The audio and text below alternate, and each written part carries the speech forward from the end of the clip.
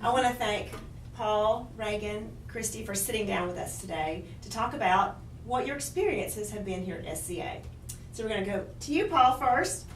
Why did you and Christy choose SCA for your 3 children's education? Mostly for the Christian education, mostly because we wanted them to have the Christian perspective, Christian worldview, at least know what it was. You know, they obviously can decide for themselves, but we wanted to have them to have that knowledge, which we knew they wouldn't get in the public school. And because this is such a good education and they have an opportunity to go anywhere, they're not limited by the education. Yeah, thank you so much, yes. Christy, as a parent and an educator, why was it so important for you to have your children at SCA?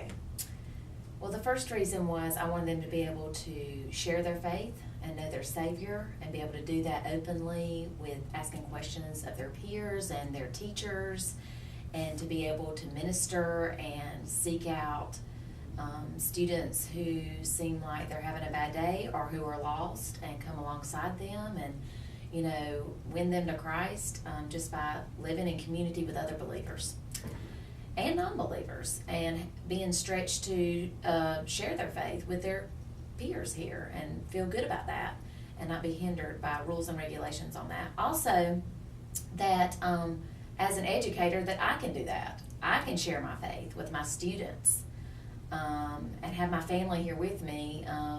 Enjoying that privilege together is just a great honor. Yes, thank you, and you do a great job at that.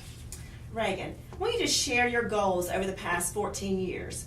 You have made a journey to, you have a goal in mind, and I want you to share how SCA has helped you in that reaching those goals. Okay, well, I'm a big goal setter, like in every area of my life. So,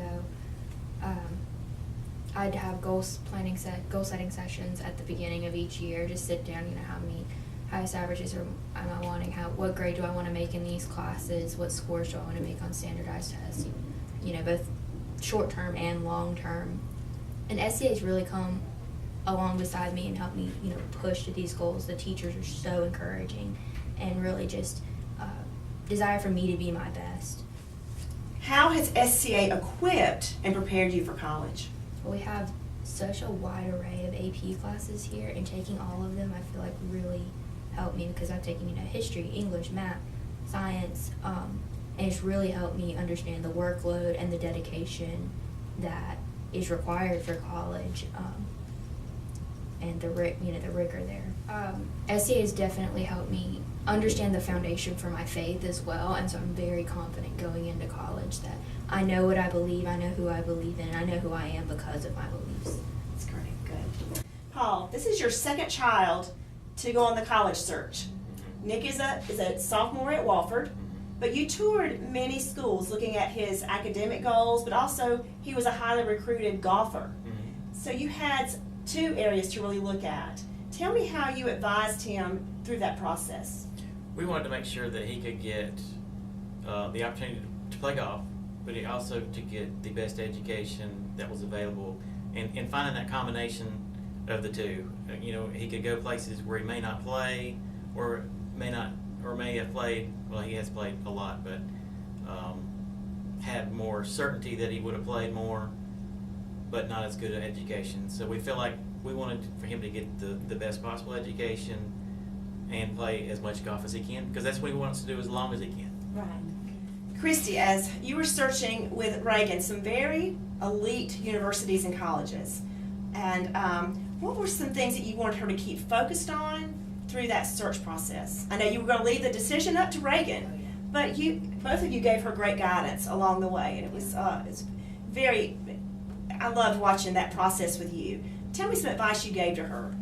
Well, first of all, I want to say that was the most fun ever for us to be able to travel so much together over this beautiful country to see so many wonderful, excellent places of education. So that was a real special time for she and I. And she did go a couple of places with her dad too, and we traveled, the 3 of us, a couple of times, but she and I went the most. And so we did give her advice about, the first thing was that we would never let her commit or apply to anywhere that she had not set her feet, that she had not walked on campus and